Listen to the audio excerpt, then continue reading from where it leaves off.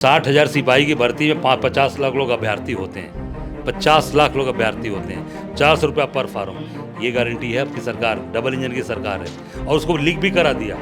अब उसने इसमें दो चीजें छुपा लिया। एक यूनिक कोड छुपा लिया जिससे ये पता लगे कि इस आदमी ने किसको चंदा दिया। 130 करोड़ की है, वो 400 करोड़ रुपया चंदा दे रहे हैं। 400 करोड़ रुपया उन्होंने इलेक्ट्रॉनिक बॉन्ड्स में लगाए हैं। शुरू में ऐसा लगता था कि प्रधानमंत्री का केयर फंड सरकारी है, इससे लोगों की मदद होगी। बाद में पता लगा ये तो मोदी जी का केयर फंड है, उनकी अपनी पार्टी के लोगों का केयर फंड है।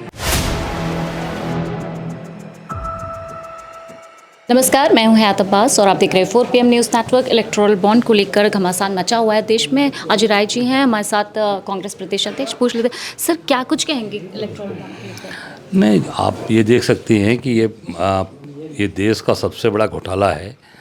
ऐसी कंपनीज जिनके पास जिनकी हैसियत नहीं है, आप उनकी पूरी हैसियत 130 करोड़ की है, वो 400 करोड़ रुपए चंदा दे रहे हैं। 400 करोड़ रुपए उन्होंने इलेक्ट्रॉनिक बॉन्ड्स में लगाए हैं।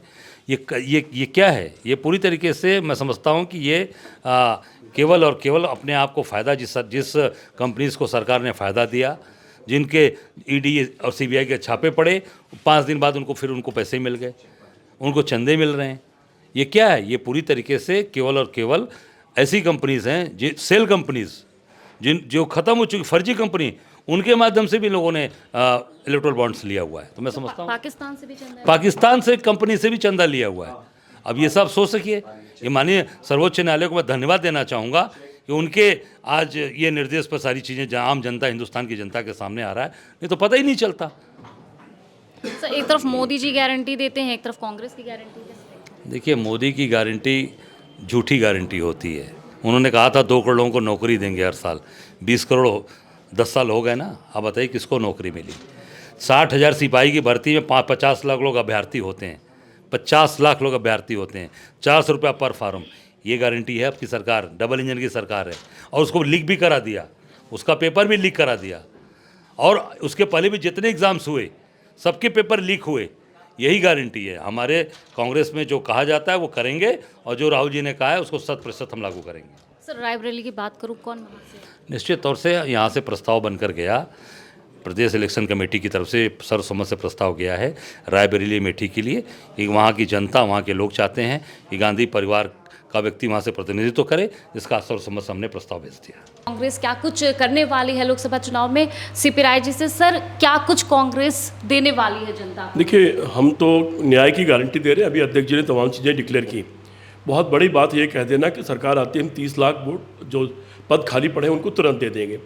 सिर्फ वहीं नहीं रुके, उसके बाद ये तय किया है कि जो अप्रेंटिसशिप इत्यादि किए हुए जो छात्र जो टेक्निकल डिप्लोमा इत्यादि किए होते हैं, उन लोगों को हम अप्रेंटिसशिप ट्रेनिंग देंगे 1 साल की, और 1 लाख रुपया उनको साल का देंगे, 8,500 रुपये महीना। इसी तरह से जो गरीब महिलाएं हैं उनको एक खाते में 1 लाख रुपया डालेंगे, जिससे कि वो स्वावलंबी बन सकें। वो चूँकि परिवार का आधार होती हैं। जिलों में 5,000 करोड़ रुपए के बजट बनेगा, जिससे 40 साल से कम उम्र के लोग जो अपना स्वरोजगार करना चाहते हैं उनकी मदद की जा सके। तो ये सब, और पहले महिलाओं के लिए, आदिवासियों के लिए तमाम गारंटी दी गई है। इन पर लोग भरोसा इसलिए करेंगे कि कांग्रेस पार्टी पहले भी जो कहती थी वो किया उसने। अगर उसने किसानों के कर्जा माफ़ करने की बात की थी तो 76,000 करोड़ किसानों का कर्जा माफ़ किया।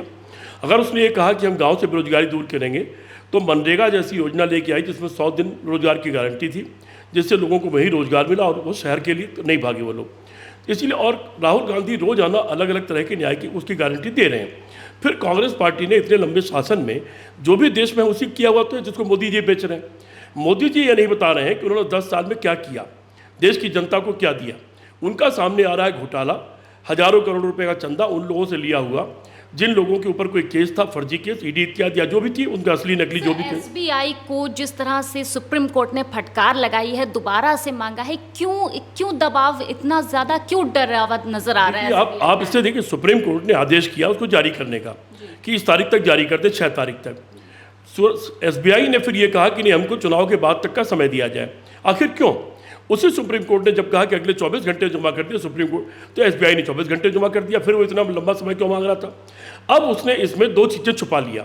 एक यूनिक कोड छुपा लिया जिससे ये पता लगे कि इस आदमी ने किसको चंदा दिया, जिस पर आज एसबीआई ने सुबह बहुत सख्त आदेश किया है कि उसको तत्काल उसको जारी किया जाए और लोगों को उसको पता रहना चाहिए। दूसरा, 4,000 के आसपास बॉन्ड छुपाए हुए थे जिसको अब जारी करेगा, सुप्रीम कोर्ट के द्वारा जारी किया जाएगा। उस पर उन्होंने सख्त रुख अपनाया है।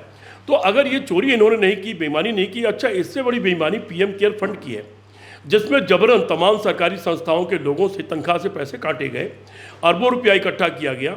शुरू में ऐसा लगता था कि प्रधानमंत्री का केयर फंड सरकारी है और इससे लोगों की मदद होगी। बाद में पता लगा ये तो मोदी जी का केयर फंड है, उनकी अपनी पार्टी के लोगों का केयर फंड है, जिस पर उन्होंने 2 कानून बना दिए जो इस देश के कानून के खिलाफ है। उस पर आरटीआई नहीं डाली जा सकती और उसका ऑडिट नहीं हो सकता। ये खुद अपने आप में गैर कानूनी है, खुद बहुत बड़ा फ्रॉड और बहुत बड़ा घोटाला साबित होगा। मैं मांग करता हूं कि पीएम केयर फंड भी तत्काल सबके सामने लाया जाना चाहिए और लोगों को पता लगना चाहिए कि पीएम केयर फंड में कहां से कितना पैसा आया, उस पैसे का क्या उपयोग हुआ, अब उसमें कितने पैसे बचे हुए हैं। सर, सीए को लेकर जिस तरह से देश में एक जो विरोध प्रदर्शन है किए जा रहे हैं, कैसे देखते हैं? एक तरफ भाजपा कह रही है कि ये विपक्ष बलगला रहा है। सीए का मामला 4-5 साल पुराना है, आखिर इतने दिन तक उसको पेंडिंग क्यों रखा? चुनाव घोषित होने के ठीक पहले उसको क्यों घोषित किया गया? ये बड़ा सवाल है। इससे उनकी नीयत पर शक। और दूसरी बात, सीए पर कहाँ कोई विरोध कर रहा है? कहीं कोई सड़क पर नहीं उतरा है। उसका विरोध उनके इरादे को लेकर है, विरोध उनके टाइमिंग को लेकर के है। बाकी ठीक है, नागरिकता देने का कानून तो पहले भी था, लोग आते थे विदेश से, यहाँ नागरिकता लेना चाहते तो उनको दिया गया। हमें मालूम है अफगानिस्तान के राजा वहाँ से भाग गए तो उनको नागरिकता भी दी गई, ज़मीन भी दी गई, और वो यहाँ देहरादून में रहते हैं। इस तरह के कई सारे लोग हैं। नागरिकता देने के कानून पहले भी थे, उस पर सिर्फ उसके टाइमिंग पर, उनके इरादे पर उसका विरोध है। सर, पीएम मोदी 400 पार का नारा दे रहे हैं, ये सिर्फ हवा हवा है, इसमें कुछ रियलिटी भी है? पीएम सिर्फ नारे देते हैं। अभी अध्यक्ष जी ने कहा कि 400 सीट ही नहीं लड़ रहे हैं और 400 पार की बात कर रहे हैं। मेरा कहना यह कि 200 पार नहीं होने, 200 से काफ़ी कम सीटें नीचे कमाने वाली हैं इनकी भारतीय जनता पार्टी की। सर, इंडिया गठबंधन किस तरह से रणनीति के साथ उतर रहे हैं? इंडिया गठबंधन पहले भी आपने देखा कि भारतीय कुल करीब 65-66 करोड़ वोट पड़ा था 2019 में, पुलवामा कांड के बावजूद। उसमें सिर्फ 22 करोड़ वोट बीजेपी को पड़ा था, 12 करोड़ वोट यानी 1/3 बीजेपी को मिला, 1/5 कांग्रेस को मिला। कुल मिला के विपक्ष को 2/3 वोट मिला। वो अपने आप में उसका एक आधार है जो आने वाला चुनाव है। इस चुनाव में वो सारा विपक्ष एकजुट होकर के चुनाव लड़ने जा रहा है, नंबर 1। नंबर 2, इस सरकार की सारी असफलताएं, इसको सरकार चलाने की अयोग्यता, इस सरकार का भ्रष्टाचार, इस सरकार के द्वारा, कांग्रेस के द्वारा बनाई गई तमाम चीज़ों को बेच करके खाना, इस सरकार के द्वारा जो इतने सारे प्रधानमंत्रियों का 54 लाख करोड़ का कर्जा था 2014 में, उसका 4 गुना कर देना, इस सरकार के द्वारा चीन की लाल आंख दिखाने के बजाय चीन के द्वारा 4000 अधिक वर्ग मील जमीन कब्जा कर लेना, पाकिस्तान के बॉर्डर पर रोज़ हमारे सिपाहियों की शहादत होना, ये सारे मुद्दे हैं। किसानों की आय दोगुनी करने की इन्होंने बात किया था 2022 तक, सबको पक्का घर देने की बात किया था।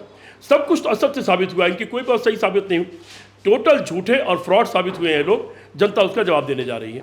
बिल्कुल बिल्कुल। तो 24 के चुनाव को लेकर जिस तरह से इंडिया गठबंधन पूरी मजबूती के साथ मैदान में है, फिलहाल किस तरह से क्या कुछ रणनीति रहेगी ये एसीपी राय जी बता रहे हैं। हम इसी तरह आपको सच्ची खबरें दिखाते रहेंगे, क्योंकि 4 PM सिर्फ सच्ची खबरें दिखाता है। कैमरा पर्सन सत्यनारायण के साथ मैं हयात अब्बास, 4 PM न्यूज़ नेटवर्क।